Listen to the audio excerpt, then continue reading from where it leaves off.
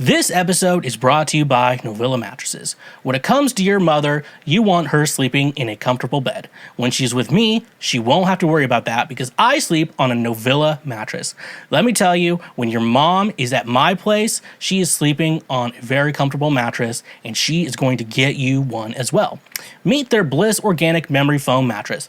Perfect for those who want a cool, dry, undisturbed sleep throughout the night, made with organic bamboo charcoal fiber, excellent motion isolation, cooling gel-infused memory foam that fits all bed frames and is reasonably priced. Perfect for if you want an inexpensive mattress for you, your children, or even for your guest room. It comes in a box delivered right to your door, and you get 100 nights to try it out. Skip that trip to the big box mattress store and get a mattress from Novilla. Throw out that cheap Walmart mattress you got in college and get yourself a mattress made by Novilla. Using promo code Schweezy or the link in our description, you can save 10% on any purchase through Novilla directly. Try out the mattress that your mom tried out last night. Again, that's 10% off using promo code Schweezy. And a reminder, when you use our links, you directly support this show.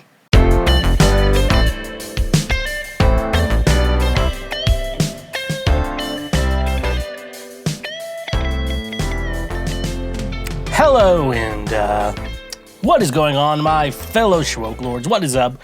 Welcome to yet another best episode of all time of Cancel Schweezy, episode 102, continuing the triple-digit era of Cancel Schweezy. What is up? What's going on, folks? Happy Thanksgiving. This episode comes out the day before Thanksgiving this year, and I'm recording it a week before Thanksgiving because I will be very busy with traveling and shows all of Thanksgiving week, and I need to make sure that I can go full throttle for all those shows. So, making sure everything can be it. So if something happens, we're recording this. What's the day today? Can I get the day? iPad. Oh, November 17th. We're recording this on November 17th. So something important happens after November 17th, and this is the last episode. It's up.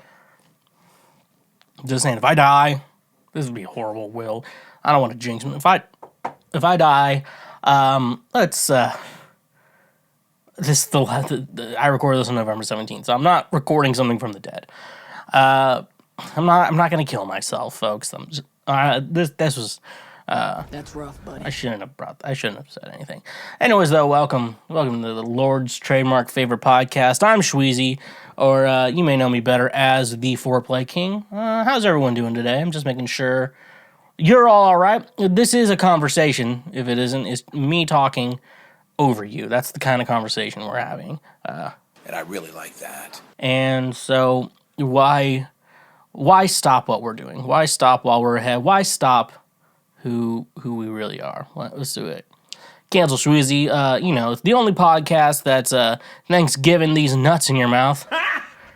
Got him! Fucking, that was the worst joke ever. I would be like, gobble, gobble, gobble, gobble these nuts. Got him! Can you believe I actually added this sound for this today? Like what we're doing? Like, can you believe I added it just for this? And I think to myself, what a wonderful world. Got him! Anyways, though, we got announcements to make. This would be the day this episode comes out. Tonight, I will be at Rose Music Hall in Columbia, Missouri for Wild Turkey Wednesday, playing bass guitar for Jacob Gapsh. Check that out. November 24th, 23rd. It's the 23rd. November 23rd, I'm with Jacob Gapsh playing bass for Wild Turkey Wednesday at Rose Music Hall. Make sure if you're in the area, avoid your families. Spend less time with your families. You don't want to spend a lot of time with your family. You want to go to Wild Turkey Wednesday to see Jacob Gapsh live and me playing bass live. It's going to be cool. It's going to be cool stuff, slick stuff, neat stuff. So you're definitely going to want to go check that out. So make sure if you're in the area, come hang out. It's going to be a fun time. Like, I generally, I love playing with Jacob. I've just recently started playing with Jacob, and he is a lot of fun. He is, country music artist can be kind of a bitch to play with. Jacob is a unicorn of a human being and as someone to play with. And I'm telling y'all, it's going to be a fun time. And if we're ever in your area, you better believe you're coming up in May. Come on, Mark. Don't be stingy. So definitely go check that out, Wild Turkey Wednesday. With also my song Last Christmas, the one I covered by Wham, is out wherever you get your music. Spotify, Apple Music, Tidal, D's or D's Nuts. Got him. YouTube, Amazon, anywhere else, I believe.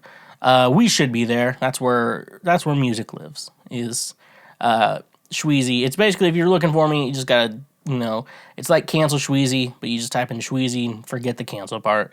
As you do that. And I also have other music out there. You should go check that out. But Last Christmas is the most important one that you should be checking out right now, because that's the new release. It's part of Never Nude Records' Grandma Got Run Over by a Tour Van compilation album, which is really cool. And it's also a great album to be streaming in the Christmas time, because there are no better albums to be streaming right now than that one. What's your favorite? The NSYNC Christmas album? That's mine too. But Never Nude Records has released one, because I'm not on the NSYNC Christmas album, but I'm on Grandma Got Run Over by a Tour Van. So, and that's out now. So you should definitely go check that out, and more music under Schweezy as well. If you want more announcements of when I play shows or release music and release new podcasts and stuff like that, definitely go check me out on social media at TheSchweezy, Instagram, Facebook, TikTok. Those are the great places to go check me out over there. So definitely don't be stingy. Come on, Mark. Don't be stingy. And definitely go check out everything over there as well, along with our Twitch page, twitch.tv/TheSchweezy. By the time this episode comes out, I don't know when the next time I'll be streaming is, but I have recently been streaming the new Pokemon game. As of right now, I'm buying it, so the Friday, I'm going to try Friday, Saturday, Sunday, and Monday to be streaming a lot of that, so it's going to be a lot of fun. I'm going to be just going full throttle. Which one's that? Feel like a woman, a real woman. Let's go full throttle. There we go. We're going full throttle on the new Pokemon Violet. So definitely go check that out. Twitch.tv/TheSchweezy. If you have an Amazon Prime account already, you can connect it to your Twitch account, and you can subscribe to anyone. Typically, that's around $5. Now, following anyone over on Twitch is free for everyone. But however, if you want to financially support someone, subscribe. And if you have an Amazon Prime, you get one free subscribe. It's like $5 usually, but you get that free, and that money goes directly out of Jeff Bezos' bank account.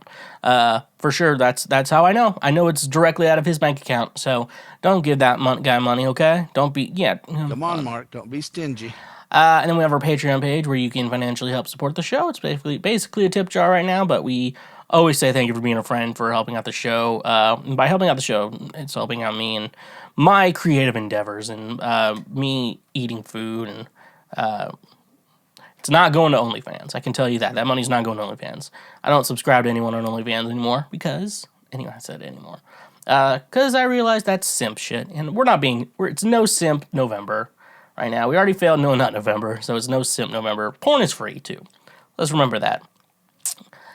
Porn is free, and we're moving on. Let's get into the news. Oh, no, we forgot to tell you all the free shit you can do. If you're on the audio-only platform, make sure you go to our YouTube page. We're really trying to build up that platform. We share highlights from the show, so that way you don't have to tell your friends to go to a specific marking in the podcast to go check that out. You can just say, hey, check this out. This is really funny. You'd definitely enjoy this.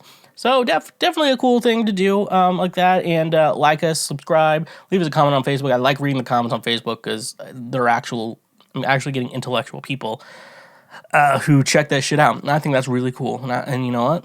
I like that. So, yeah, and if you're on the audio platform, obviously, give us a 5, 4, 3, 2, or 1-star review, and leave us, write a review too, or rating and review. So, come on, Mark, don't be stingy. Anyways, though, we're getting to the news. Typically, this segment is called Previous Week right now. However, I am recording this in the current week of not the next. The episode comes out next week, but we're still in the previous week. So we're recording the previous week. Previous week actually right now. That's what we're calling this. Previous week actually right now. And so, as our buddy Philip Franco would say, let's just jump into it. Okay, we're time for our segment we like to call Cool stuff, slick stuff, neat stuff. In which we go over what the fuck Garth Brooks has been up to. So, let's just jump into it. This is right straight from people Garth Brooks announces 2023 Las Vegas Residency after wrapping stadium tour. Garth Brooks is headed to Sin City. The country superstar 60 announced a new headlining Las Vegas residency on Monday that will take place at the Coliseum at Caesars Palace. Starting in May 2023, Brooks will launch Garth Brooks /+1, a series of shows that will be different each night thanks to varying band members and a few special guests. He'll play 27 dates from May through December 2023. Vegas is the place where anything goes, and the Coliseum at Caesars is the heart of Vegas. Brooks said in a statement, the perfect combination to present a show that will not only push the envelope, it's gonna shred.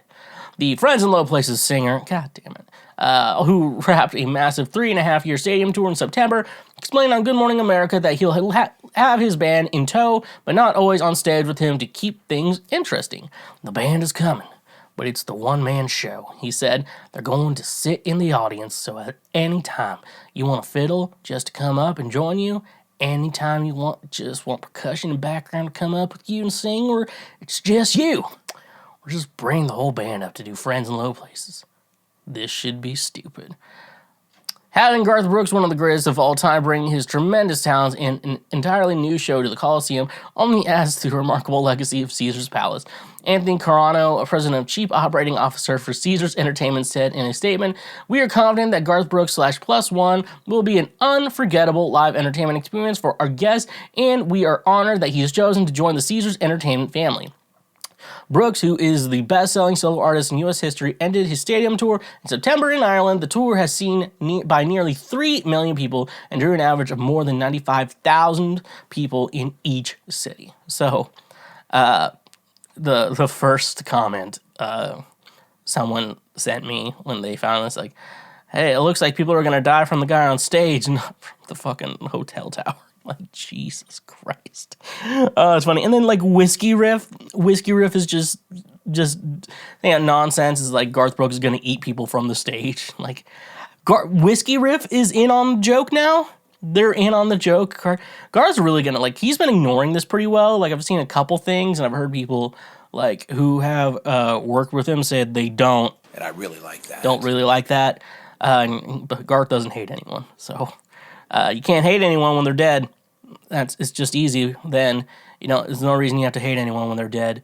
But honestly, the solo show is kind of cool, because I remember he played at the Ryman forever ago, and he just, like, did a lot of covers, too, and I'm like, that'd be a lot of fun. And that's the problem with Garth, because, like, you want to hate him for how, like, his morality of how he murders people, he eats them, he hides the bodies, he won't give the bodies back to the families, etc., etc., but then you listen to him play and just like, this old highway's getting younger, wanna be too much been home. I'm like, god damn, this is good. You just listening to it, you're like, this is awesome. And so, and maybe I'm the bad person, for making these jokes, but it's definitely a dark side to him. And, like, he posted a picture with, like, his anthology too, and he looks like he's hiding something. Like, he's definitely looking like he's hiding something in there. But, like, I initially saw the announcement, because I'm the Garth Brooks news channel, apparently.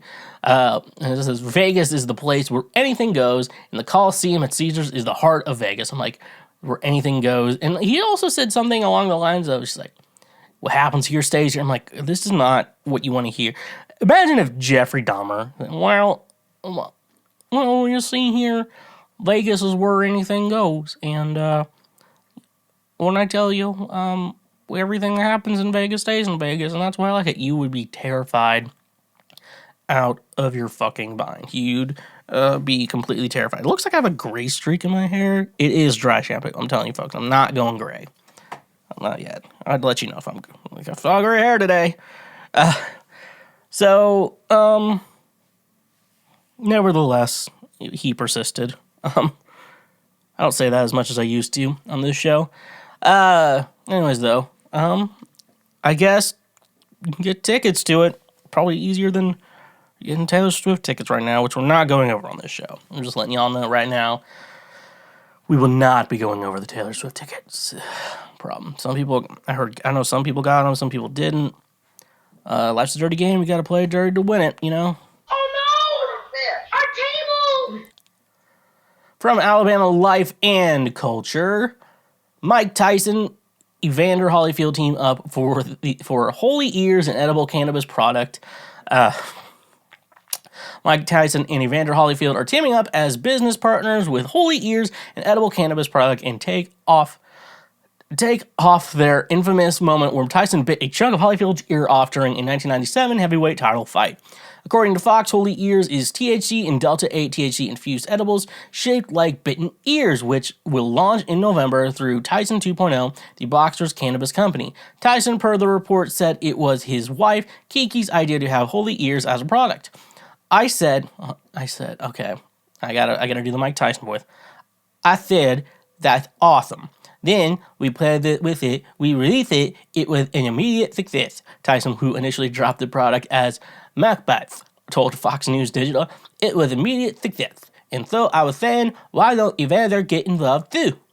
Holyfield, on the other hand, to be convinced of the new venture, they said it was about helping people. Oh, that's not. They said it was about helping people, Holyfield told Fox News Digital. So I said, I ain't got no problem helping people. I didn't know if it was something that I had to act like I was smoking reefer. I realized it is for helping somebody else. So the fact that it was something that helped somebody else, I was fine with it.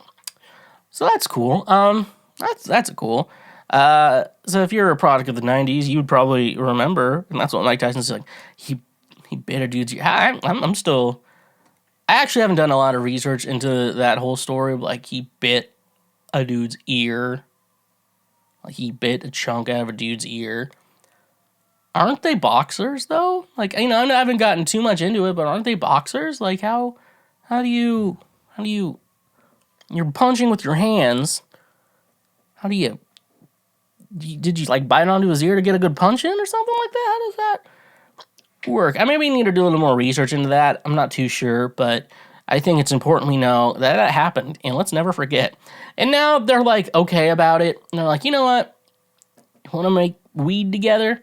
Make some edibles, as they would like to say. And yeah, they just legalized weed in Missouri. Maybe I'll have to get myself an ear and completely go out of my fucking mind from it. It's like, what do they say? It was helping someone. Holy ears, it's awesome to play with it. And he said it was helping people. I don't know. I don't know. Maybe helping people. Could be helping anyone at this point in life, folks. Life's dirty. Sometimes someone bites your ear. That's good. I would be so mad if someone bit my ear. Just like, at least get a part with acne on it, you know? Does anyone else just get a ton of acne on their ear? Like, I always feel like I get a lot on my ear. It's always annoying because it's always so hard to pop the pimples on there. And then just big and bulbous and shit like that. Maybe it's because of earplugs, but or earplugs or like headphones and shit like that. But I can't get away from it. I play music and I do this, and so I like it in the in ears because I like that they're in ears and they make it quieter for me. So I'm like, I can't necessarily get away with it. But anyways, though, that shit's annoying. And life's a dirty game. Just gotta be dirty to play dirty. What? That's what they say. All right, I need a drink. Here's feeling good all the time, folks. I'm drinking Twisted Tea. It looks like beer, though. I'm tough. I'm drinking beer. It's Twisted Tea, half and half.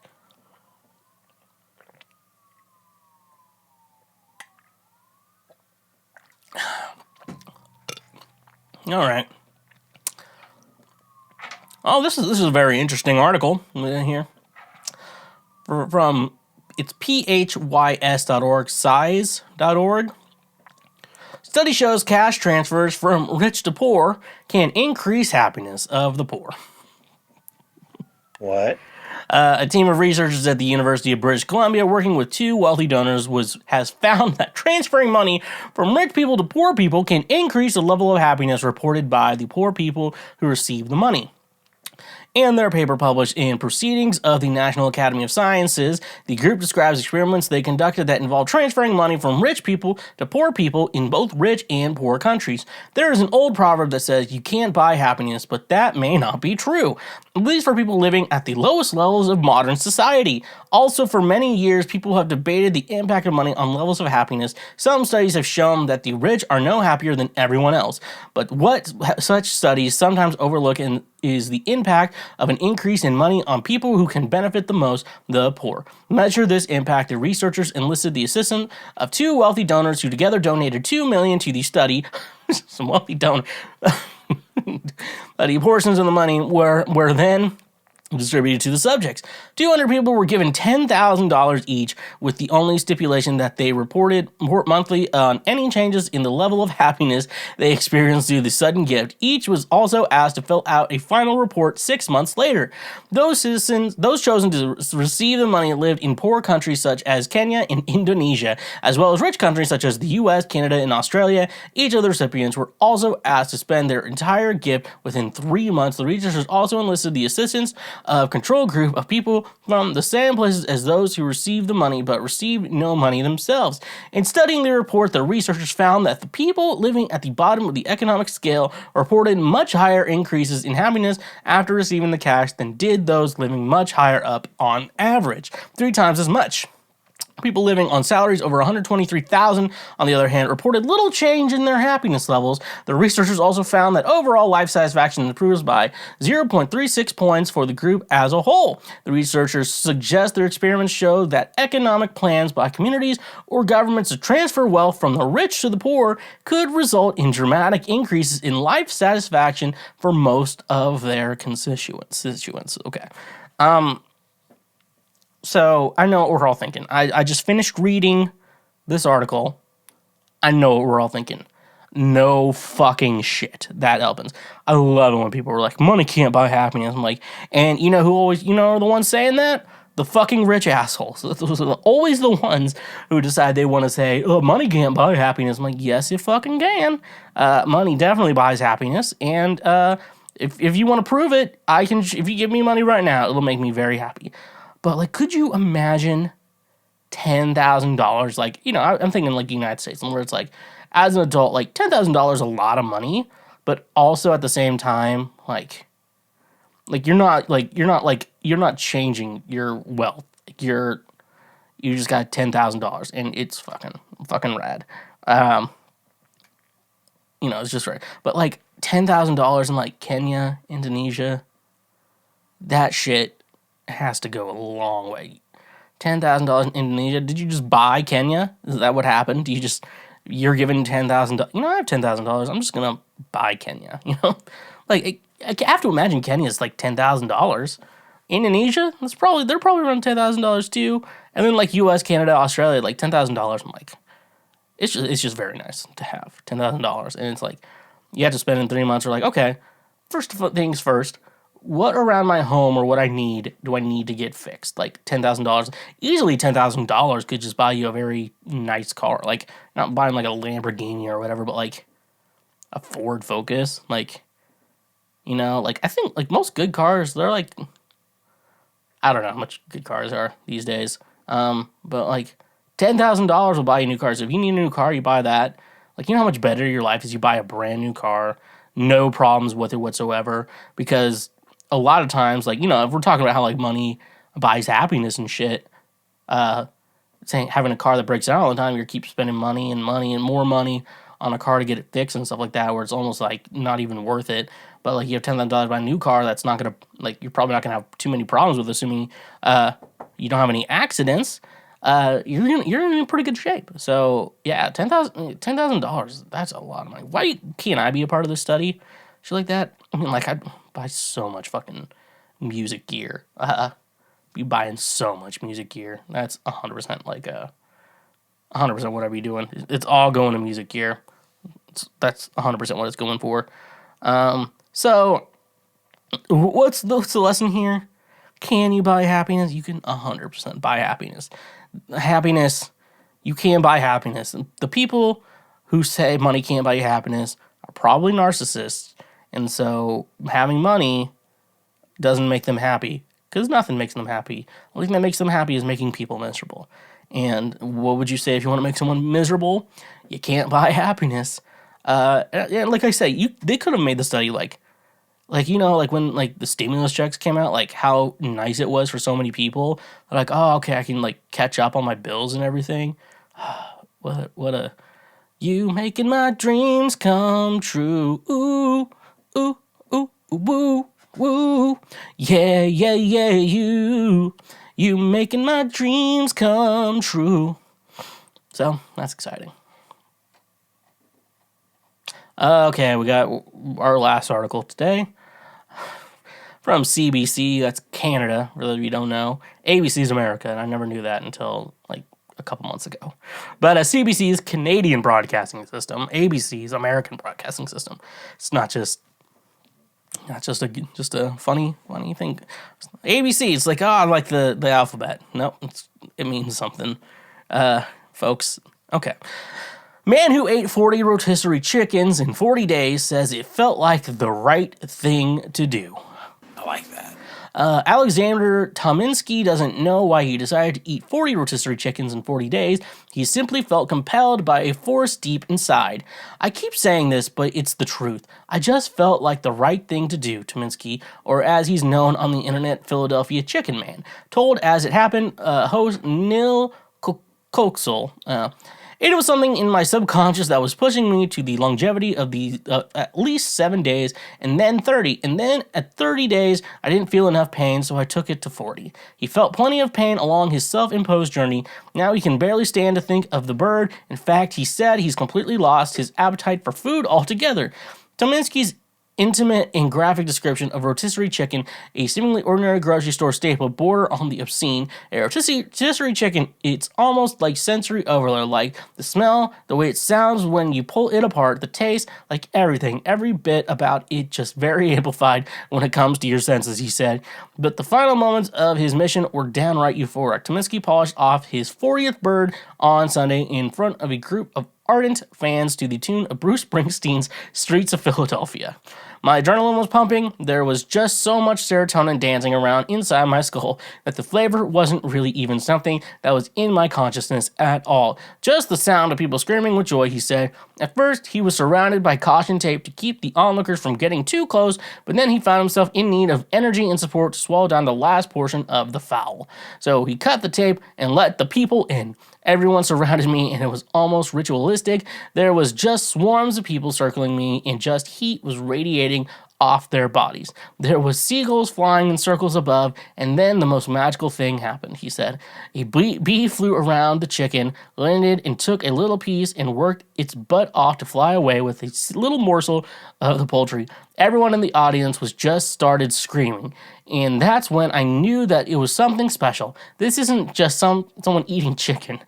The people of Philadelphia, it appears, agrees. Tominski documented his project on Twitter and attracted a massive following. Dozens of people showed up to cheer him on as he ate his final bird in a location described on signs as the abandoned pier near Walmart. According to the New York Times, the crowd shouted, "Eat that bird! Eat that bird!" Tominski obliged. He says he's not working with local groups to use his newfound celebrity to encourage food donations. Oh, he is now working with local groups to use his newfound celebrity as encourage food donations for the city's hungry. I'm trying to take advantage of some of this attention to help the city I love so much, he said. What a fucking glorious thing. I think he did this way too close to Thanksgiving. I'm just going to say, because we know even Thanksgiving, we eat turkey. And this dude's going to see the turkey and he's like, I'm out. He's like, I don't want to eat food at all. You're like, how do you get to that point in life? Okay, I guess 40 rotisserie chickens. I was like, how do you get to that point in life? Like, you eat 40 rotisserie chickens. That's how you get to that point in life. And all of a sudden, but yeah, dude, what an inspiration to all of us, to this family, to this community, an inspiration to the world. And in Philadelphia voted for John Fetterman, and people, how could someone vote for John Fetterman? How could someone vote for fucking Dr. Oz? What are you talking about? Like a fucking joke doctor? Like, come on. But Philadelphia, you've won the hearts of millions. And Tominski, keep on keeping on. Have you ever been out in public and thought, hey, look at that fat guy? only for it to turn out to be a mirror and you are in fact the fat guy. That was the moment that kickstarted me into becoming the greatest health expert the world has ever seen. But I wasn't born being built different. Like Joe Cocker before me, I get by with a little help from my friends. And my friends happen to be today's sponsor, FNX Fitness. FNX Fitness is committed to creating innovative supplements of the highest quality that provide focus for a productive morning, energy to thrive all day, performance supplements to reach new goals, unique sleep and recovery formulas to support any sport, and healthy supplements to support an active lifestyle for years to come. I also really enjoy their clothing line that makes you look good while you work out as well. Another thing I love about FNX Fitness is that with every purchase, they donate a gallon of water to a child in need. Start working out smarter, not harder, by using the link in our description today. You can save 15% on your purchase. Go save 15% on some of the best supplements out there when using the link in our description. And remember, when you use our links, you directly support this show.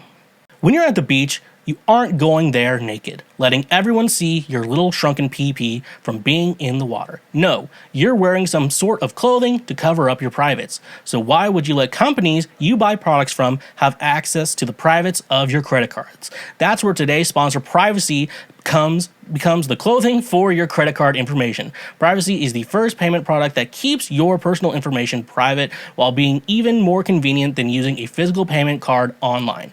Privacy empowers you to protect your physical card information. Each merchant you share your card information with puts you more at risk to hackers or data breaches. Why not use a privacy card instead? By creating a virtual card with privacy for each merchant you shop with, your physical card is safe and secure. Privacy cards can be paused or closed at any time, preventing any future transactions from being authorized. Privacy cards can also be single-use, meaning they close after just one authorized transaction. One of my favorite ways to use privacy is for a service with a free trial that requires you to put in a credit card to sign up. But wait, there's more. By using the link in our description, you can get $5 to spend anywhere. That's money you get to use. So start paying the smart way with privacy. And remember, when you use our links, you directly support this show. Oh no! Our table! Alright, so I wanted to talk about a show I watched on Disney Plus. Disney Plus, I actually specifically watched it with my mother. Because, for those who don't know, my dad died, and I'm here in Missouri helping her out. And, yeah, so it's fun to talk about. So when we eat dinner, I'd rather put anything on that's not a Hallmark film, because those drive me crazy, and then I start laughing at the dumbass fucking shit that goes on in a Hallmark movie, and then she gets mad, and it's a whole ordeal. It's a whole mess. Man proposes and God disposes. So, yeah, I wanted to talk about Big Shots, the show we watch on Disney+. It involves John Stamos, or to me, he'll always be Uncle Jesse to me. He'll always be Uncle Jesse. But he... Anyways, though, let me read, I guess, what Wikipedia has on the entire series. What the fuck those guys are talking about. From Wikipedia, the series follows Marvin Korn, a temperamental basketball coach who's fired from his job at the University at Wisconsin and relocates to California to coach a girls' basketball team at Westbrook School, an elite high school for girls. So, yeah, so I surprisingly really like this show. I normally wouldn't want to talk about it, but I feel like I feel like I do have to talk about it. I have to do the do today. So let's talk about. Let's just, Let's just jump into it. See what's going on here in Big Shot. So, and I think, at the beginning of the show, I was like, I don't know, this isn't, like, my favorite show of all time, I'm like, I don't really care about this show. But, I got invested. The storyline caught me. And you ever watch a show where you're like, yeah, I don't really care what happens in this show, or you're not that interested in it, but then you get, and somehow you're invested into it. You get so invested into it, and you're like, okay, I have to see this through. So, I think they just released season 2, last month, and then, before that, they had season 1. And I have no clue if they're going to do a season 3. I think they could pull off a season 3. I would just say this is a good show that I feel like should... I always feel like, yeah, because it left it open for a season 3, but it also actually could have probably ended at season 2. That would have been good as well. It's kind of all up in the air at this point with it, so what they're going to do. But I think Disney, you should renew. I think it's ABC Productions. You should renew Big Shots. and stuff like that, because it's better than Hallmark shows. I do like John Stamos, and it just seems weird. He does pull off like the college coach really well. Like he surprisingly pulls it off really well. I was like really surprised. I'm like, let's say, and he gets like, so he gets the initial like first episode is like he gets they kick him, like they fire him from the coach. Like he was like a like NCAA champion like coach, and so like insanely good coach. Like he's Bill Self of the Kansas Jayhawks. That's how good he is. And he even mentioned in one episode that he was like trying to recruit a kid, and like I recruited a kid who was in like about to sign with Kansas. I'm like, about to sign with Kansas to go to Wisconsin? Like that's a big deal, because like if you like, for those of you who don't know anything about basketball, if you play for Kansas basketball, you only have to play there 1 year, and then you get to join the NBA. Like if you play with Kansas, like you're just, you know, usually you're ready to go. Like you're not even really in college. You're literally just there to play basketball.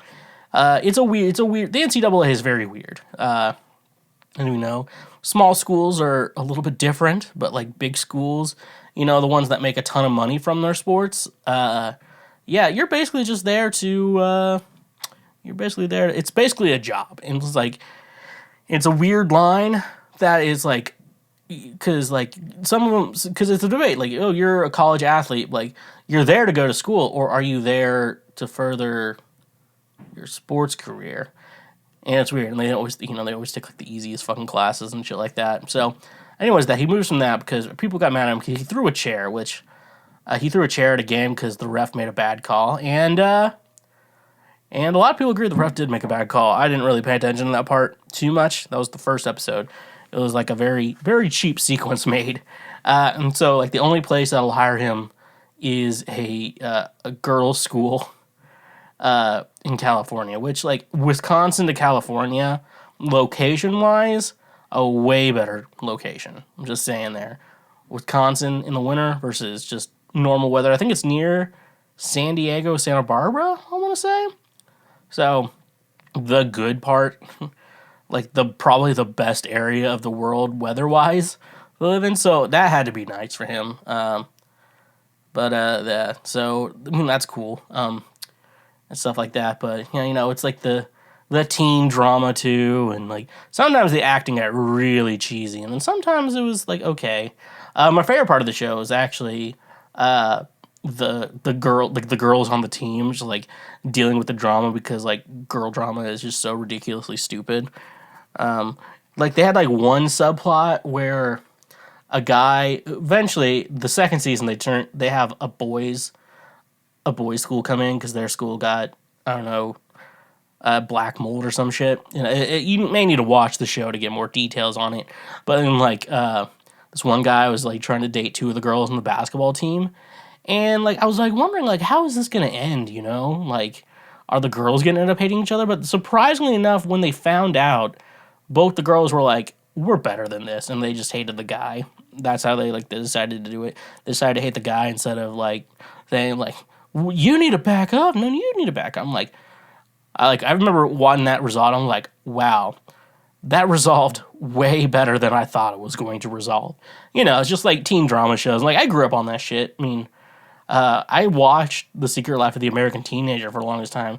They talked about sex way too much on that show, and I'd rather see the sex than talk about it. Just being honest with everyone in the world, I think that's a fair thing to say. Would you rather watch sex or talk about it? Because when you talk about it, it just gets kind of weird. Sometimes when you're goofing around and talking about it's kind of fun. But anyways, yeah. But yeah, that was surprising. One thing I hated, basically there's like a plot. It started in season 2. There's Holly. She was basically Coach Corn or Uncle Jesse, whichever one you want to prefer. Is his like assistant coach for the first season. And then the second season, she gets the full-time coach job at the rival school. And then in the same year she quits and becomes the men's basketball coach of the school that's going to Westbrook now. It's better if you watch the show. I'm telling you, it's a lot better if you watch the show. So, like, that was interesting. And so she became the boys' coach, and then Uncle Jesse, he was the girls' coach. And it's like, it's usually pretty interesting. It's like, usually guys coach guys, girls coach girls, or it's you don't usually see, and this just might be society, like a woman coaching a men's team. Like you don't see like a lot of women, like they're assistant coaches maybe, but they're never like the head coach, you know. So that was a cool kind of trope I liked in the show. But like, so the women in the show on the basketball team, they were like, I think most of them were like 20, 21, maybe 22, like age-wise. Maybe some of them were younger than that too. But they were like close enough in age to actual high school girls where they like pulled off the fact that like, hey, we're high school girls playing high school basketball. And also like, for the most part, girls don't become giants, and the ones that do become giant are very rare. You know the ones that become giants. So, but like then like when the boys basketball team came in, like those guys were fucking giants. I'm like, they do not look like high school kids. And like there's high school kids out there right now that are taller than me. I don't give a fuck. But like at the same time, like they still did not look like these kids who were playing. I'm like, these are definitely like professional athletes. They look like professional athletes, and they're like humongous kids.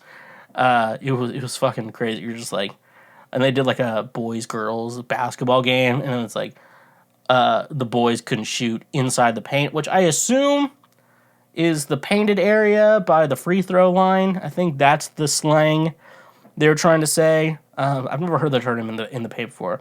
Basketball is the only sport I really like, and I'm assuming that's what it means. Like that painted area in the free throw line, you know what I'm saying?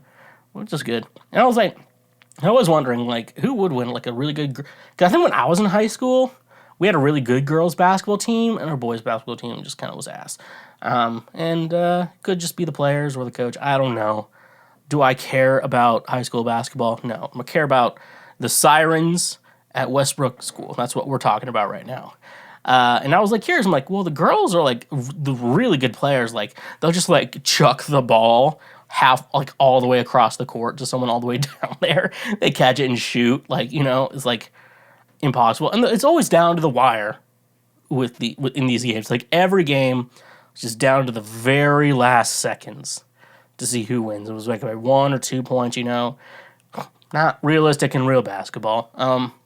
But yeah, they played like a boys-girls game, and the girls won because that's when like they found out that one guy was cheating on 2 of the girls on the team, and Coach Holly, which seems like she was biased. Like I think she wanted the boys to win, but I think she wanted to support the girls because those were her girls too. Is like they wanted it more. That's what happened, and that's when like her and Holly and Uncle Jesse kissed, and I'm like, that seems like a bit forced reaction. Now my mom said she saw it coming, but I didn't. I just thought they were good coworkers and really good friends. I liked that dynamic between the two. Just like I don't know. It's just it could be like the professional in me because it's like yeah, there's like you know musicians who are women too, and like you know a lot of times it's just friendship, and very rarely do I want to do that because like you know you can be friends with someone but not necessarily like love their music, you know.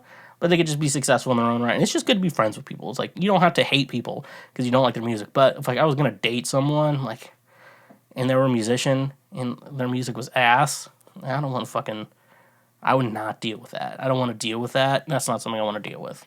Another part of the show, it was, so Uncle Jesse, he had a daughter named Emma on the show. And like, when the mom were divorced, she got like a job like in somewhere in Europe, I feel like.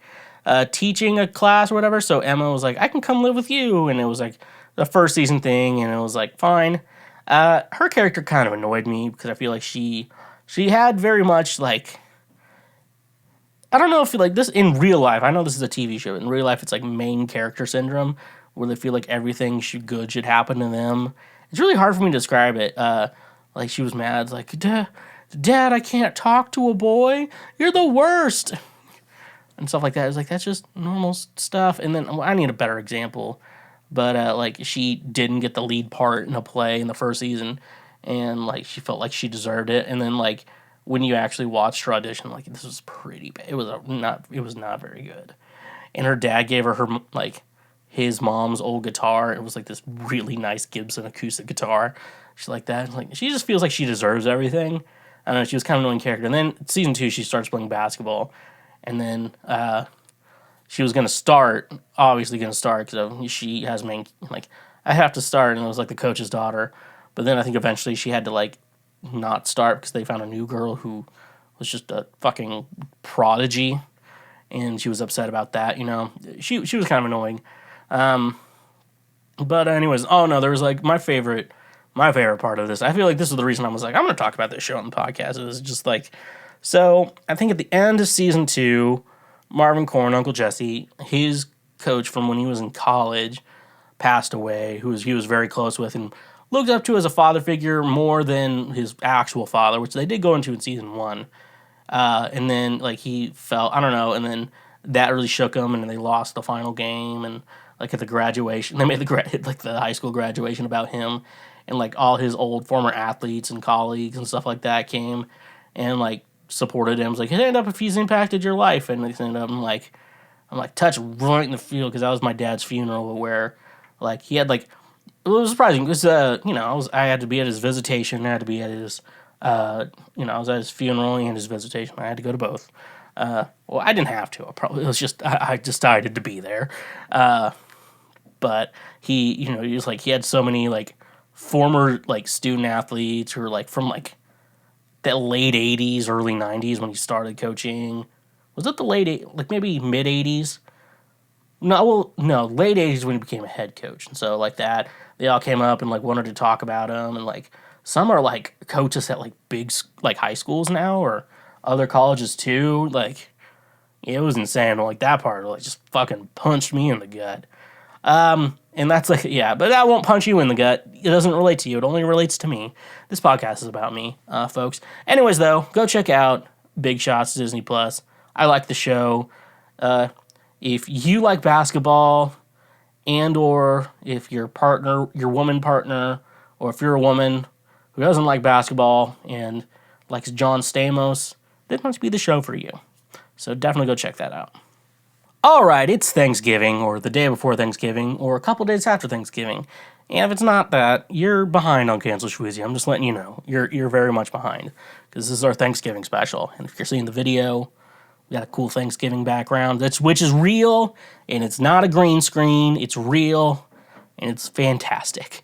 But like, let's get into this. This is from BuzzFeed. I just wanted to I love going over BuzzFeed articles because they have holiday themed stuff, and I just wanted to see here. So this one may be better for the video listeners, but I'll describe the best I can of what's going on here, folks, today. This is 18 people who messed up Thanksgiving so badly they'll never be asked to host again. So let's get started into this, folks. Let's see what's going on. Number 1, this expressive turkey. There's a turkey that looks like it has a dick sticking out of it. And from what I'm seeing here, it looks like it's the back of the turkey. So I think I'm going to guess what's going on is just that he's happy to see you two. What I'm going to guess is going on here is that, like, if you buy a turkey, it's going to come with, like, the neck and some other gross shit in there. And I think that's for, like, if you want to make, like, turkey stock or broth or whatever you want to call it. And it's pretty good. You can make gravy out of it, too. It's, like, better than the store-bought stuff. It's just how it is. But, yeah, I think they just left it in there and it just cooked with it. You could probably take that out, but I don't know. I don't know how. That's the only explanation I have for it. If you think of anything, let me know. Okay, here we go. This is gross. The pickle pumpkin pie that I'd probably try once, to be honest. Why would you? Like, I don't know if they fell in, because it would be like pepperoni, sometimes you just have like a little small lump on the side. Why would you do this? Why would God allow this to happen? Did they season the pickles? This is gross. Like, I think pickles are gross to begin with. That's fucking nasty, bro. What is wrong with society that they would do this to us? That's fucking nasty, dude.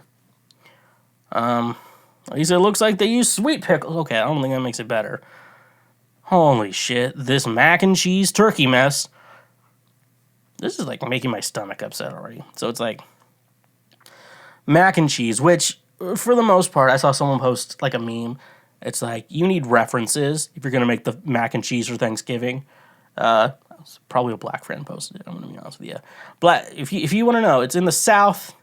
A lot of black people make macaroni for Thanksgiving, and it's the fucking best. I'm telling you, they do it right. It's the fucking best. But whatever they did here, it's like they're using Kraft mac and cheese on it, and that's not how you do it. And it's like no seasoning on that turkey, minus like the cheese powder that's turned into like a paste at this point. It's fucking disgusting. This is gross. This is making my stomach upset. This horror movie monster that will certainly give me nightmares. Jesus, why would you? So I'm going to just grab this. On top, it looks like bacon strips on top, which could be good because when the bacon fat renders, it could render into the turkey, and that could really help. It's like, it's like a fat like butter or mayonnaise. I don't know what mayonnaise you would put on it, but you would put butter on a turkey. But like, so yeah, bacon fat could work really well. And then they have crab legs sticking out of it. Which, if someone doesn't like crab legs, if someone likes crab legs, it's good.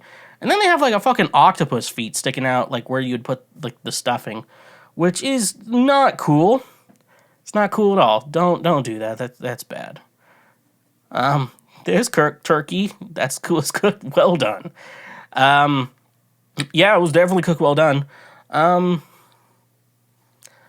definitely, and there's like potatoes in it too. I don't know why that. I'm definitely thinking white people made it. Like, if I'm just telling people, if you don't have Thanksgiving plans this year, well, it's like the day before Thanksgiving when this comes out. I wish I could tell people earlier. Go to your black friends Thanksgiving. One time they'll probably let you come. They're friendly. The blacks are friendly. People know if you have a good black friend, their family's like more the merrier, and they're gonna party fun. And they're not going to, if you're white, they're not going to expect you to bring anything. They're not going to eat it. So it's not expected that you bring anything. That's a nice life hack. So definitely do that. But yeah, goddamn. Dude, that's oven roasted. That's so evenly black everywhere. Yeah, I think it's probably going to be drier than Ben Shapiro's wife's vagina for sure. Holy shit. This turkey that looks like an actual crime scene. That looks like what you'd find on the side of the, roadkill. Yeah, that does look like it looks like roadkill. Roadkill you'd find on the side of the road, but like an animal's already got to a little bit of it. That's 100%. That's 100% what you'd see. That looks just, how do, you go to a Thanksgiving like this, you see that, I would just leave. I was like, I bet McDonald's might be open today. Like, geez, that's gross. How do you look at that and be like, bon appetit, everyone? I generally do think if food looks gross, don't eat it. Even we're like, it's just green beans. I'm like, if it looks gross, do not eat it. It's spinach. I'm like, don't eat it. Don't eat it. If it looks gross, do not eat it. That's very much life advice I give. Okay, number 7. It's turkey that looks wrong in so many ways. Okay. It looks edible. This is the first thing on this list that looks edible. However, it's both, the turkey's head itself is both a turd and a dick. I'd still eat this though. This is the first thing on this list I'd actually eat.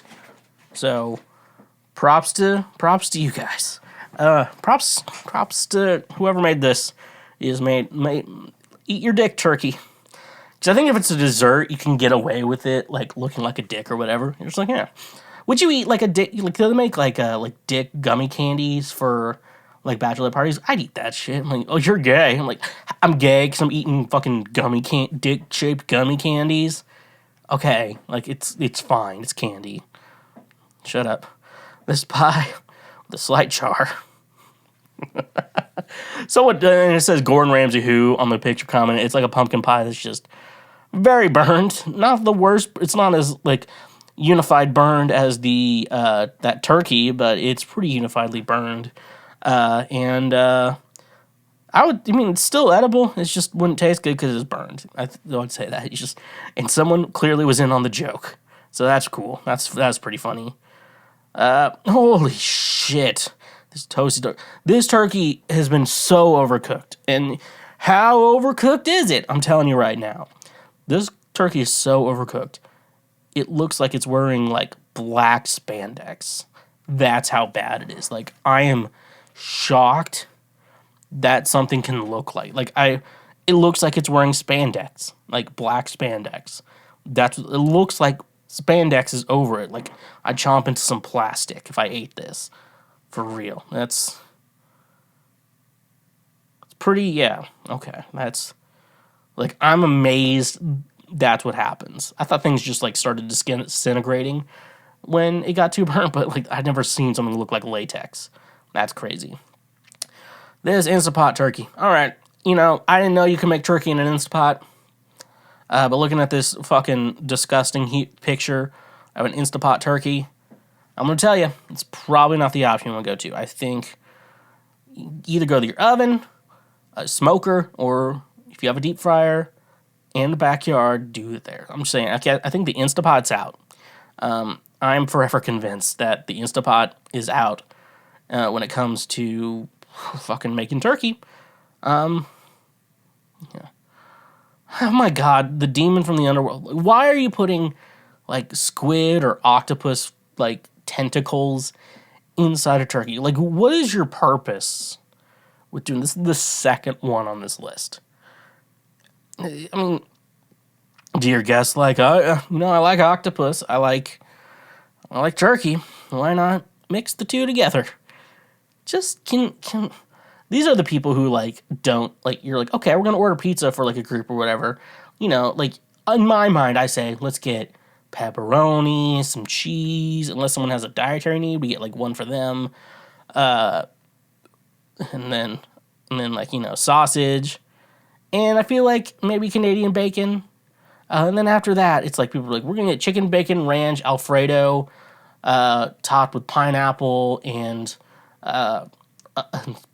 like, shit, all other shit. I'm like, no, don't get that. That's like only one person likes that. And people who like that, just stick to your basic pizzas and don't do this with a fucking turkey. It's fucking gross. This quirky turkey. It's a turkey with boobs. I don't know how they got the boobs there. I don't know how they got the boobs. And then they have like a little face that's sewn together to put on top of it. Why does it have boobs? Like, I get the face, but why does it have boobs? Can we get an explanation for that? This peculiar dessert design, yep, it looks like both a turd and a dick, and for some reason, like, at the bottom it's two cupcakes for little twig legs, and it looks like balls. So I would still eat this, but it looks more like a penis than a turd, but it looks like a penis. So if you're gonna make a turkey dessert, make sure it doesn't look like a penis, folks. That's another lesson for this year. Flamin' Hot Cheeto turkey. That looks good. Okay, that's actually a cool idea. However, though, I feel like the idea of making a turkey is to feed a lot of people with a lot of meat, and I don't think everyone likes Flamin' Hot Cheetos. This could be a black family. That could be, honestly, it could be black. It's a bunch of black women there. Like, they're just like, I want some Flamin' Hot Cheetos. This stuffed turkey. And which it looks like on the inside of this oh god, that looks gross. Looks like peanut butter, and the only thing I can describe this as is hamburger helper stuffed inside a turkey. Don't do that. And these just, like, don't look appetizing either. Like, don't take pictures. Well, how many boob turkeys are there? This boob turkey. And it has nipples too. Who keeps making this shit? And this turkey may have spam. That's just taking God away. What? And probably whatever that happened here. It looks like just ew. It looks like a turkey you grew outside and grew weeds. It looks so fucking gross, dude. Please stop doing this with your food. Please and thank you. Okay, for our last little part of this, let's just do a little quiz. I think it's always good. Let's play a game of One Must Go Thanksgiving Food Edition. I think this is important. I think last year we figured out, like, what Thanksgiving side we were, and I think this year we got to figure out which Thanksgiving thing must go. Okay, which one has to go? Mashed potatoes or stuffing? See, stuffing has a lot of onions in it and other weird shit, and it's not just bread. It's a weird. Stuffing is too weird for me. But, like, mashed potatoes. What is mashed potatoes? It's like potatoes, maybe some sort of cream, butter, optional addition of gravy. perfect. Perfect down to the last detail. Going to mashed potatoes. Wait, I messed up. Okay, never mind. Let's start over. Now that we're back, which one has to go? Stuffing. And yeah, the world agrees with me. Stuffing has to go. All right, which one has to go? Apple pie or pecan pie? This is a tough one. But I'm just going to make I like both. I will say I like both. It's hard for me to say I don't like both. But pecan pie, like, you can't just bring a pecan pie. Like, what if someone has a severe nut allergy, okay? Your mom doesn't have a nut allergy. She's got mine. Yeah, anyways, I think pecan pie should go. Because I feel like apple, that's a staple. Yeah, pecan pie, I think a lot of nut allergies out there. All right, which one has to go? Glazed carrots or Brussels sprouts? Why do people like Brussels sprouts? Like, it looks gross. Like, the fact that human beings were like one day, I wonder what food is edible and not edible that's been growing out of the ground. And then you pick up this and you're like, I guess this is edible. It tastes gross, but it's edible. We're getting rid of Brussels sprouts, that's for sure. Okay. Which one has to go, gravy or cranberry sauce? I like cranberry sauce, but I've never been much of a fan of it for Thanksgiving, like, especially gravy. Like, I never know what to put the cranberry sauce on. And someone's going to be like, well, you put it on. I'm like, I don't care. I don't care about your opinions. I'm going to be honest with you. Okay, we're getting rid of the cranberry sauce. Yeah, everyone pretty much agrees with me at this point. Which one has to go, cornbread or potato rolls? I love both. Cornbread's great. Potato rolls are great. However, I don't see cornbread as a Thanksgiving thing. Where do I see cornbread? Cornbread's, I don't know, but like for Thanksgiving, I do think rolls. Potato rolls are good. So I'm going to go with cornbread, but I do believe both are good. Yeah. Oh, well, no. Yeah, people agree with me. Cornbread has to go. A lot of people agree with me. Which one has to go? Pumpkin pie, baked sweet potatoes. I don't like sweet potatoes. They're just like, I think I'll like them, and then I try it. I've tried it multiple times, because, sometimes you don't like something, and then you try it again, see if you like it, and you say, like, I still don't like it. Sweet potatoes are just weird. Like, are they supposed to be savory? Are they supposed to be sweet? Potato, I don't know. I don't get it. Baked, those are going, okay? And finally, our last one. One has to go, sweet potato casserole. I hate both of those. I hate both of those with a passion. I just talked about how much I hate baked potatoes, but I don't like green beans anymore. My parents always try to get me to eat green beans. I eat it. I'm like, this is the most disgusting thing ever. How do people, like, sit down and enjoy this, like, with the meal? I don't get it. So, I'm going to go with the green beans. No, I'll go with the sweet potato casserole, because I feel like at least green beans can stand up. I have to stick with my word. Yeah, okay. So that's it. I guess that's for Thanksgiving this year. Thanks for giving these nuts in your mouth. Gotcha. Have you ever cracked open a cold one with the boys? The vibes are on, then all of a sudden, you are out of cold ones? Though the vibes are still on, the vibes will soon go off because you are out of cold ones. There's no need to drive when you're under the vibes. That's why today's sponsor, Drizly, is here to make sure that the vibes continue. Drizly gets all your favorite beer, seltzer, wine, whiskey, and much more delivered directly to your home. With their easy-to-use mobile app, we are getting one step closer to never leaving our homes. You know it's saying something when it's being praised as the Amazon for liquor. Drizly is my go-to app for getting all the booze I need so I can do other things. So using our link in the description today, you can save $5 off your first purchase through Drizly. Drizly has proprietary ID verification technology that it provides to its retail partners that allows drivers to scan IDs for more than a barcode to make sure the purchaser is over 21 years old in the US and of legal drinking age in Canada.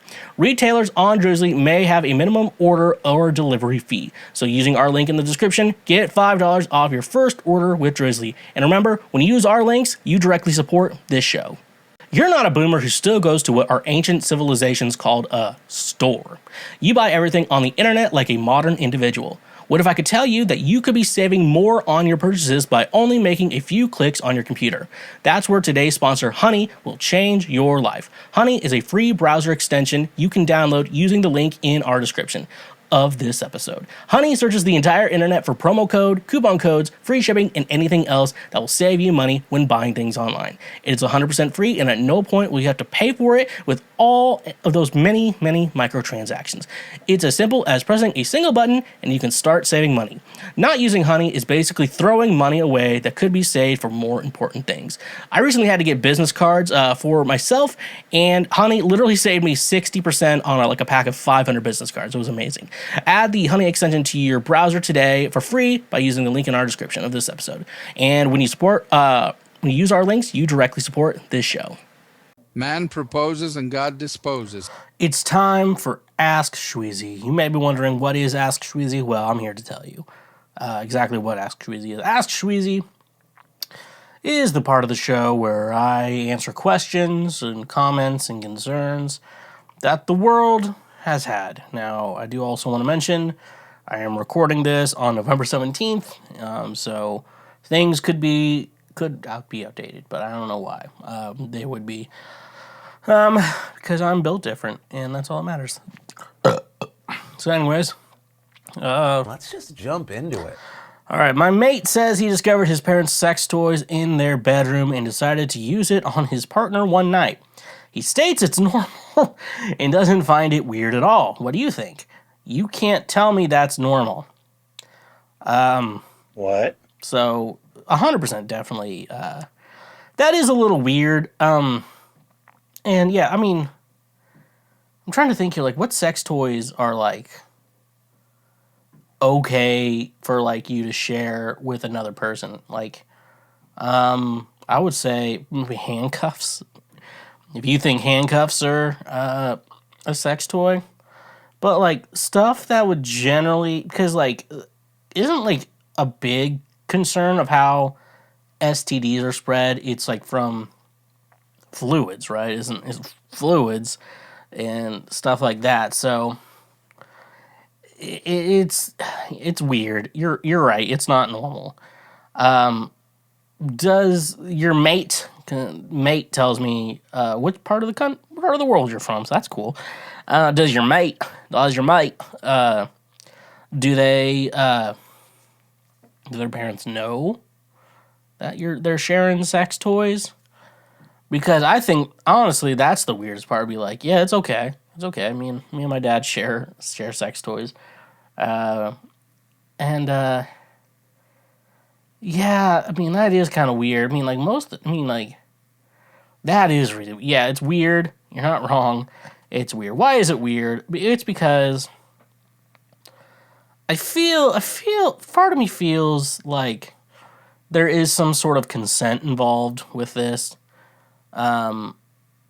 Because, do you think his partner knows he's using his parents' sex toys on her? Because I feel like she would probably... Because most people know that's not normal, except your mate. So, definitely in the mean part, I would say... yeah, I don't think she would like it, so... Because it feels like it's someone else's sex toy. And I don't know, you don't share sex toys. And the fact that... And I feel like you shouldn't have a lot of them unless it's for, a you and a partner thing. But, even then, too, it's some women don't get off from penetration, so they need a little zzz on their on the clitty, on their little flap, little flap up there. So, and that's normal. Sometimes you get a vibrating cock ring. I bought them for weddings. Apparently the $6 ones don't work well. But his wife says they threw it away immediately. So there's conflicting stories there. I just want you all to be aware of that. But yeah, I feel like that's one of those... I like how, he's trying to convince you. He's like, it's normal. Everyone does it. It's not weird. It's normal. And then your friend's like, no, it's not. And, you had to get to a point where I had to come into the situation and be like, yeah, it's not normal, buddy. It's not normal. So, yeah, just let your friend know he's a fucking weirdo. And just to buy his own sex... To be honest with you, the few times I've browsed Adam and Eve, That's the only website I know of. I feel safe with them. I don't know. I don't want to walk into a store. It's like, hey man, and we're like, yeah, where are your best butt plugs? I don't want to walk in there. And then also, you go to the back of Spencer's, I'm just giggling the whole time. That's all I'm doing. And I'm walking to a real section. I'm like, I'm just giggling because I'm a man child. We all know I'm a man child, and at this point, I'm just accepting the fact that I'm a man child, and I feel like we can all move on from there because I've accepted who I am. Maybe you should start accepting who you are, okay? Anyways, though, yeah, it's not normal. Telling me is weird. So yeah. Life's what you make it, so let's make it rock. Hannah Montana. 2006, maybe? I want to say 2006. Is that the right year? Move on to our next question. How do you feel about pubic hair? I, 19, female. I have decided to stop shaving all that because I get really bad ingrown hairs and razor burn. Plus, waxing is painful and expensive. I feel afraid to have sex now because I don't want to be made fun of or judged because I let it grow. Now, I just want to make an effort here. I want to start off my advice by telling you that I'm going to say at the moment of sexual intercourse, a man's not going to make fun of you. He's horny at the point, like, he got your pants off. He's horny. He's going to deal with it. Now, will he judge you? Of course he's going to judge you. That's 100%. Like, this chick doesn't shave. And it's weird, and it's a weird situation. I've been in this situation, so I'm what they would call the expert, This is the type of guy you get. But basically, like, when you are, man, when you're trimmed up down there, but your partner isn't, and it's like weird when it's a man trimmed, but the woman isn't, because usually the woman's trimmed and the man isn't. It's just weird, and I know women will be like, beauty standards are so weird, but in my mind, like having like a bush, that's one thing, but there is something too of like, if you want someone to put their mouth on it, you gotta clean it up down there. Hair, and you gotta use soap. The great Kevin Samuels once said, you gotta wash your balls, fellas. May he rest in peace. He always had the best advice about washing your balls. But yeah. So, yeah, I would say, yeah, you should figure out a better solution. Now, you said you tried shaving, and you get really bad ingrown hairs, and you get razor burn too, which I assume that's from a normal razor you'd probably use to shave your legs. Waxing is painful and expensive. Yeah, I can get that. Especially on your... I don't think... Well, one time I lost a bet, and I had to get my wet legs waxed, and I'm going to tell you, there was pain, but it wasn't that bad. It was more like stinging later. That was worse than the actual waxing process. But I did not get my balls waxed, so I can't speak there. I can't speak on behalf of getting my balls waxed, which I assume there's probably a similar pain in both of them. Now, here's the advice I would give for you. I have recently... Now, there are body trimmers out there specifically made, maybe like an electric trimmer. There's one specific brand that sponsors a lot of podcasts and YouTube pages that I think at one point I wanted to get it in with, but they wouldn't send me a free razor. So I don't want to deal with them. However, I have discovered the Philips Norelco One Blade face and body. Now, I do use the same one for my face and body, but I do clean my balls before I shave them. So I do want to point that out. So basically, this razor, it's like a one-blade razor, but it's like designed to not just completely nick yourself. And I believe with the ingrown hairs, that only really comes from like the actual shaving. I've never actually gotten a real ingrown hair, so I can't really speak on behalf of that. I think like if your hair is a little bit more curly, you'll get it. But this Philips Norelco One Blade, make sure, I don't know if they're the difference between the two, but I just went for the face and body because it was like $10 more and it said body on it.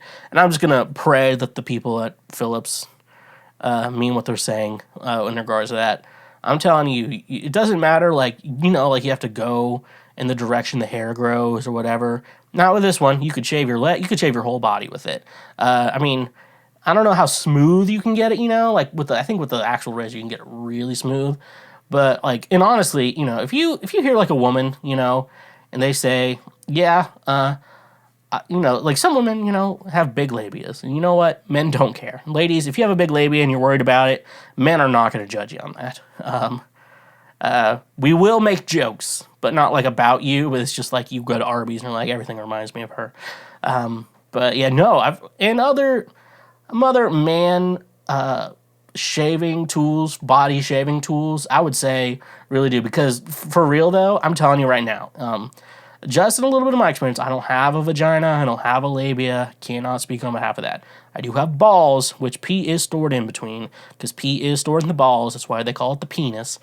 And I assume shaving both of those areas are very similar, both of the same sensitivity, yada, yada, yada. I will say though, get like a groomer like that, at least like a body tool like that, and yeah, it'll solve you a lot of problems. I've heard women talk about it using stuff like that too, like men's electric body razors and stuff like that, and they've said they got into a lot of success with it. And I don't think a man's really gonna care. You're like, yeah, I use a man's body trimmer. Women, your balls are on the inside, because like how else would you pee? Because that's where pee is stored in the balls. But yeah, so those always solve with ingrown hairs and stuff like that. That's gonna be my best advice for you, ladies out there. If you don't like shaving because you get ingrown hairs, razor burn, yada yada yada, get a men's grooming electric razor, and I'm telling you, problem solved. It helps with men, and I'm just speaking out there because they're not gonna make an electric razor for women. They do kind of make some stuff, but it's like torture device hair removal. I'm just saying, I don't think no man's gonna really care. You're like, yeah, I got a Manscaped razor, and I use it on my vagina, and I'm telling you, it's the best. No man's gonna be like, that's awesome. You eat your pussy, and you're like, what's that? Did you forget to shampoo down there today? No one's gonna care. So that's my life advice for everyone, for all the women out there, the females. You be you. Okay. All right, next question I think we got here. Why are some teenagers nice or decent while others are total fuckheads? I do see this. I'm a grown man now. And even I think it started when I was like in college, maybe like sophomore, junior year, where like I'm not interacting with anyone in high school anymore, so it's not like a big deal for me. But then you like see a bunch of kids hanging out, and it just reminds you. For an adult like myself, like you walk into you go into a bathroom, take a shit, you're worried like some fucking teenager gonna be like, this dude's taking a shit, and you're like, no, don't tell anyone, stuff like that. So yeah, why are some teenagers decent? Why are they total fuckheads? Well, the thing is, the difference is like, why are some adults nice and decent, and why are some adults total fuckheads? I think the big difference is adults now live in the real world, and the real world requires you to at least try to be decent for the most part. But if you want to work retail, I'm telling you, if you're a shitty human being, and like, I'm a terrible person, and I want to be mean to people all the time, work in retail, become a manager in a retail store. I'm telling you right now, that's the perfect job for you, because every time you work a retail job, it's like, really, the work isn't that bad, it's just the bosses are total fucking assholes. And that's why people do that shit. So, like, I generally think you're like, you have so much potential. Like, you went to college, you have a degree, why are you working, like, as a manager at this retail job? You're like, you could be working somewhere way better. It's like, I just like being a dick to people. That's why I work in retail. You're like, oh, someone really needs this day off? Fuck you. Fuck your parents dying. We need you to work today. Who fucking gives a shit if your dad's dying? We need you to work today. It's total mess. Anyways, go back to the teenagers. Why are teenagers total fuckheads? I think there's a lot of different factors in regards to like why some teenagers are nice.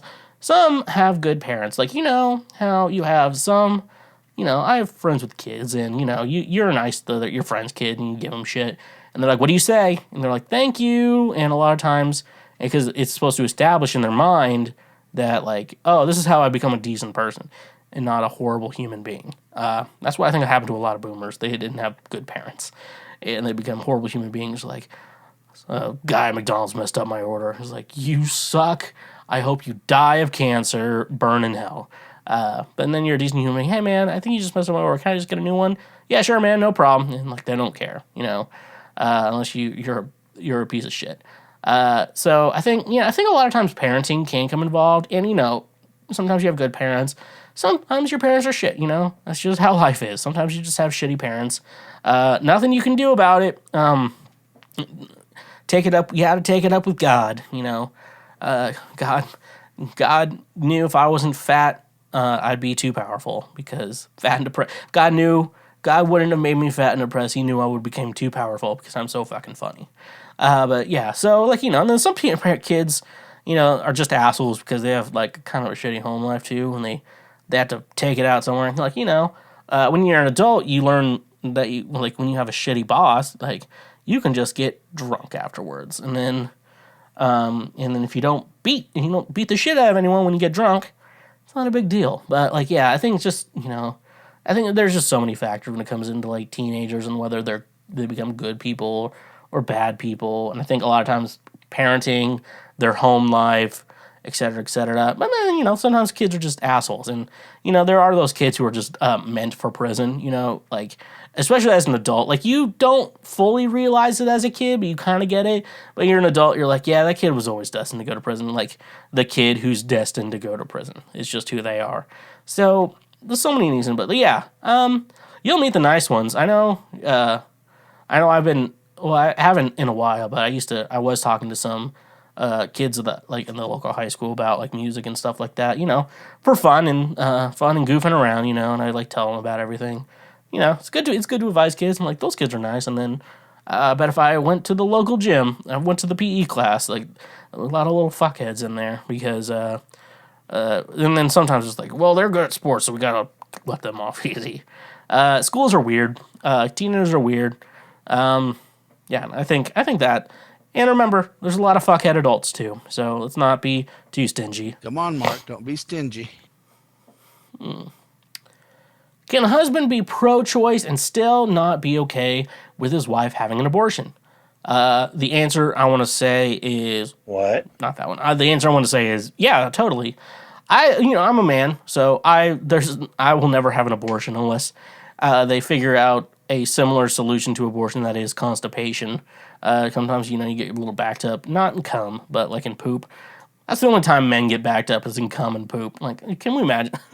But and they figure out a way that's like an abortion, but with your turds. But yeah, well, no, it's for men. But I always say, for men, for the most part, I'm very pro-choice. I very much agree with that. What I always want to say first is that it's a woman's body. Abortion is a woman's issue, 100% a woman's issue. And a woman should be the one deciding what she wants to do in regards to if she needs an abortion or not. It's up to her and her physician. It should be up to her. And that's one thing. I also don't believe fetuses are actual babies. I don't. Have you seen a fetus? Those things are gross. A fetus is gross. I don't want to look at it. You don't want to look at it either. It's fucking gross. Big old head. Fucking slimy. Little creepy fingers, Even newborn babies are kind of gross, They're like... I just, crawl out of a vagina. They wreck a woman's vagina. They crawl out of there. All, pasty and gross. Babies aren't cute till, a couple months when they fatten up a little bit, Sweet, sweet titty milk. Nothing like that titty milk. Really gets you going. But yeah, no, that's, those are my thoughts on abortion. But, the situation, I guess you're speaking of on behalf of is, I'm a man, because, say I'm a man, and I'm yeah, I'm pro-choice. I believe a woman should have a choice on her body. I don't think fetuses are babies. I think they're just gross. You're gross until, 3 months post-pregnancy, That's my rule. But, I'm serious with the woman, and, I get her pregnant, and she's like, I don't think I want to keep it. And then, and at one point, you have to think, yeah, it's her body. She 100% gets to choose whether or not she wants to keep that baby or fetus. She wants to keep the fetus. It's not a baby. Babies are cute. This thing's not cute. Or if she wants to destroy it. That's up to her. That's her choice, and I believe it's her choice. But, you on your side, you got to remember, man, kind of want a baby. You know, and you'd be like, I don't want you to have the abortion. I want to keep the baby and stuff like that. I mean, like that's the situation I think you're in. And yeah, I think a man can be pro-choice and not. And I do think, yeah, and for the most part, men can be pro-choice. And I think the idea of like, I don't really agree with abortion, but I do believe I don't really want to get an abortion, or if I'm with a partner, I don't want her to get an abortion. But at the same time, I do believe a woman should be the one to decide whether or not she wants to keep a baby or not. That's 100% her choice. What? So, yeah, I think that's the best way I would explain that situation is that, yeah, he believes women should be able to choose, but if it's with you, he wants to keep it. So, which is kind of cute, you know? That's my hole. That's where it spits. Why are people awful at carrying conversations on dating apps? Coming from a woman talking to women either in a romantic or friendly way, I'm usually the one texting first, which I don't have a problem with anymore, but then why does it feel like 90% of the people are simply not interested in participating in a conversation or putting any effort at all? Most of the time I ask a question and a person just replies to the question and adds nothing to the table. Example, me. Which book do you like? Her. I like Harry Potter. Me. Oh, nice. Which book are you on? Her. Philosopher's Stone. That immediately turns me off. If you don't want to talk, then why are you on the app? I'm not a reporter who's asking you to comment on an event. This is supposed to go both ways. Is there an explanation for this, or am I just completely tripping? You know, I had to figure out, you know, yeah, I was on dating apps for a minute, and I decided to get off like a lot of months ago. It wasn't a couple. I think it was a lot at this point. And I'm just like, the people on these apps are lonely and gross too. I just want to say that as well. So first of all, there's the idea of dating apps. Like sometimes, and you're dating women too, and so you even look at stats of like successful interactions on like dating apps. It's very slim. It's like very, very, very slim. One thing I would always say, I think, is a fact that I think a lot of women get on there because they would just like male attention. And, you know, like if you're like, women don't like attention from men, I'm like, you should go on TikTok and see what women are posting to get attention, specifically from men. Maybe women who like other women too, because yeah, they really want that attention. Like they like are desperate for attention. And like you can see some women are like, I'm desperate for attention. I'm like, you're very pretty. Like you shouldn't be that desperate for attention. Just date a guy who's not a piece of shit. Maybe just go a little uglier and a lot funnier, because I think that's going to really help your tune to a lot of this a lot more. In regards to even dating apps too, you know how most people meet people in the real world, even now in our like social, you know, like our social media dating app days, like even then, most of the time, like we're meeting people in the real world, and that's how most dates start, like in the real world. That's what I want to like. That's what I'm thinking here. I think, and I've really kind of come to this conclusion. People on dating apps are not interesting people. They're not good-looking people, and they have no social skills. So that's where on dating apps, because they feel like that's like a crutch for them. They think it can work. And I've seen a lot of cows on the internet complain about dating apps, how there's no men out there for them. Like, well, maybe if you fix yourself, you could probably get better. And maybe gain a good personality too. That's also a good thing. Like if you have a good personality and you're looking on, and your only resource for dating is on a website for people with bad personalities, that's what you're going to get. You're going to get people with bad personalities. So that's mainly what I've assumed. That's mainly the reason I got off dating apps, because it was just like, oh, everyone here has a bad personality. Like there's very few people on here who have good personalities. And are we going to connect? Probably not, because I look fat in all my pictures. And I don't look good, and I don't know how to convince a woman to be like, oh, you know me. Do I need to hold a fish? You complain about the fish, but you're always swiping right on the guys with the fish. Maybe that was my problem. Maybe I should start going fishing. Maybe that's the problem I have on these apps. But for the most part, I just think most people on dating apps who are actually looking for dating are very boring, not interesting people, and they're like, why is it not working out for me? I'm eating my Cheetos. There's a lot of reasons, and maybe if you actually put effort into it, maybe good. Maybe if you're not, maybe you just want attention. So maybe you just shut the fuck up, okay? Come on, Mark. Don't be stingy. Why does food in America always taste sweet? I'm an American. I was born and live in Minnesota. I started to notice American foods is always sweet. I'm not talking about candy or sweets. Foods like pasta dishes or even pizza. Why though? So here's one thing. We add sugar to everything. One thing I recently learned, because, if you want to diet, they always talk about like going on more of a low carb diet. And one thing I've really like come to realize, looking for food and stuff like that is a lot of more of like homemade, fresh bakery style like breads, like that's like more technical, like real bread, you'd make doesn't have as many carbs as you would think in it.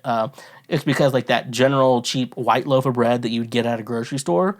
The reason why it lasts so much longer than a regular loaf of bread is because they add a lot of sugar to it, and the sugar helps it last longer. I'm not saying that it's like any more unhealthy, but it's just more sugar, and that's what keeps it lasting longer and more fresh and stuff like that. So we do add sugar to everything. And, you're like pasta and pizza. Like, yeah, you add sugar to pizza dough. That's no problem. You add sugar to the tomato sauce you'd put on the pizza as well, pasta. Sometimes you add sugar to the dough. You can add sugar to the dough. That's not like an unreal thing to do. I've never seen too many people do that. Like I said, sauces, they usually add sugar to that as well. It's just, it's more sweet. And I think, sweet, sugar tastes good. And that's what makes things so good and tasty and scrumptious and delicious and so fucking good. But yeah, you're saying from Minnesota. But yeah, no, I think that's a thing though. And I think that's why movements like keto work so well in the United States, I would say, is because we had sugar to so much food. So you cut out, you're like, I'm going to cut out carbs. And you're like, okay, there's going to be no sugar in this. And so you're really just cutting down sugar, and it really helps you a lot. Just not eating sugar and stuff like that. Like, and to be honest with you, you get into barbecue stuff, like there's sugar in barbecue sauce. You're like, I'm eating healthy, I'm going to eat just barbecue meats and stuff like that. But like, well, if you have sauce, or they douse it in any sauce, it's like there's sugar in the sauce, because brown sugar, and if you pork-based items, like you put a little sugar, brown sugar and stuff on that, it really helps take out the flavor. Like I'm telling you, like it's really good. But yeah, no, I think that really explains it all. Just saying. We add sugar to everything in America. Sometimes it really helps dishes. Sometimes it makes it a little sweet, but sometimes life makes you a little different. So, for the most part. Come on, Mark, don't be stingy. What do you consider a female simp? I know this term is usually used to guys, but what are the kinds of attitudes you attribute to the opposite sex? So yeah, this one has me thinking here, like what would be a female simp? Can we talk about like a male or a man simp? I'm just going to say man and woman, because apparently if I say female, someone on the fucking internet has a fucking cow. But like a man simp, they like basically worship a woman and like will do anything for her. I'm a former simp. I used to do simp shit. Now when women want me to do that for her, I'm like, fuck no. And now I've just become an asshole. Let's just be honest. I've just become an asshole at this point. But like a man simp, would you be like, I'll do anything for you. Oh, you want me to rub your legs? Like, oh, your legs hurt? I'll rub them for you. But like for the most part, like you want to do the boyfriend shit for someone, but you don't get the boyfriend reward. Or if you do, you get like little snippets of the boyfriend reward, stuff like that. It's like, I'll touch your inner thigh. They're like, oh boy, that felt great. So what would be the woman version of that? I don't think it could translate as well from like what you're talking about, like the man simp to the woman simp translates so much. Here's a philosophy I've really come to terms with when I think about it. I would say like a woman simp is the girl who always goes back to the fuckboy. And especially when it comes to the fuckboy, when she would wish he would change and like do that shit for her. It's like, man, I wish someone would do that for me. But you go to like the fuckboy, and really we say, I wish someone would do that for me. You're really saying, I wish that fuckboy would do that for me. So I would really say the women who go to the fuckboys, I would say, are the real female simp or woman simps, because you're basically keep coming back again and again, and like basically you're letting this dude fuck you and then leave and disrespect you. Like he's 100% disrespecting you. I cannot imagine he's not doing anything else like that. But But yeah, that's what I would say a woman simp is. Like, you're just letting a fuckboy disrespect you. He's coming over, he's basically calling you for booty calls, and you're like, yes, maybe I'll change him. And then, like, you don't change him, and then, and you just keep going back to him. You keep going back, even though he's never going to change. He's going to be this shitty-ass fuckboy, and he's never going to change. And that's what I would consider a woman simp. So, Come on, Mark. Don't be stingy. and with that all being said, that's it. This is the Thanksgiving episode of Cancel Schweezy. Next week, we start Christmas Schweezy, our month-long Christmas special / the New Year's Eve special that we review my favorite albums of the year. But we're talking about Christmas for a while, so it's going to be very awesome. So thank you for tuning in to Cancel Schweezy, better known as the Lord's trademark favorite podcast. The day this episode comes out, November 23rd, I'm playing bass with Jacob Gapsch in Columbia, Missouri at Rose Music Hall for Wild Turkey Wednesday. Make sure if you're in the area, you go to that. Stop hanging out with your family and come watch me play music. That is way more important than whatever the fuck you're doing with your families. So if you're in the Columbia, Missouri area, you definitely better be coming up in May. You better believe you're coming up in May. My cover of Last Christmas is out now, wherever you stream your music, and the rest of Never Nude Records, Grandma Got Run Over by a Tour Van, all out now. Go check that out. It's going to be the best Christmas music you'll hear all season. Twitch.tv/TheSchweezy. I don't know when I'll next be streaming after this, but I'll be continuing Pokemon Violet. I'm playing Pokemon Violet, so definitely go check that out. Twitch.tv/TheSchweezy. Connect your Amazon Prime account so you can subscribe for free. Take $5 out of Jeff Bezos' bank account. Patreon page. Financially help me and everything I do, and say thank you for being a friend. And remember, audio-only platforms, go to our YouTube page, check that out, share those highlights, leave us a comment, subscribe, like the videos. But also remember, if you're on the audio platforms, leave us a review, give us a 5, 4, 3, 2, or 1-star rating. So, honk honk, it's Thanksgiving. Honk if you love butt drugs, and stay awesome.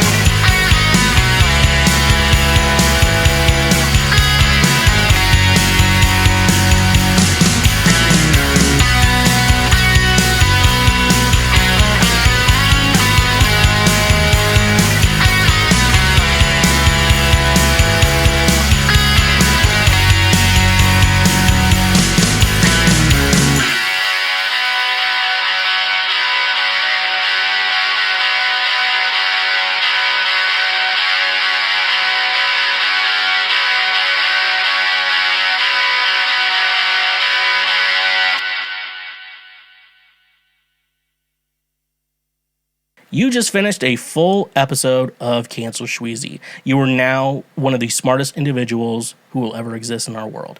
If you like that episode, make sure you subscribe. Whether you're watching this show or listening to the show, make sure you subscribe. That way you get notified whenever we release full new episodes as well. And if you're on YouTube, smash that bell button. That way you get notified anytime we make a post over here on YouTube.